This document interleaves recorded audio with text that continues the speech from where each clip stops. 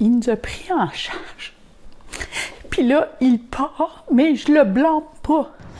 Ça, là, c'est ce qu'on appelle une patiente orpheline. C'est-à-dire une femme qui avait un médecin de famille pendant plusieurs années, puis du jour au lendemain, elle en a plus. Bravo que tu prennes soin de toi, tu vas prendre soin de ta famille. Puis bravo, tu sais, à lui, là. Dans son cas, son médecin de famille lui a dit qu'il allait changer de carrière. Gracieuseté, loi 2.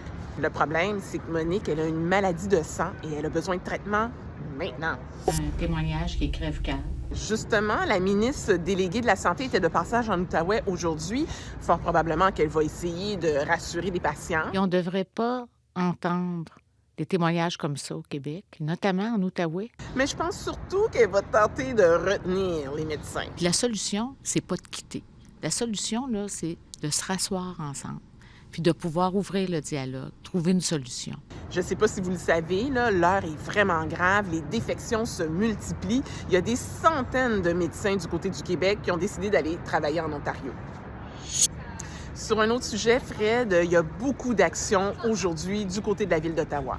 Angie, les élus d'Ottawa sont réunis en conseil municipal spécial vendredi pour le vote final sur le projet de revitalisation Lansdowne 2.0. Je vous le rappelle, c'est le projet qui propose la construction d'un nouvel aréna pour les 67 d'Ottawa et la Charge, de nouveaux gradins côté nord pour le terrain de football et aussi la possibilité éventuelle qu'il y ait 2 tours de condos qui soient construites sur le site aujourd'hui avant le conseil municipal. Donc, il y a eu des manifestants qui se sont présentés devant l'hôtel de ville pour envoyer un message clair. Leur opposition à ce projet, plusieurs d'entre eux s'inquiètent que ça va engendrer une dette trop importante pour la Ville d'Ottawa.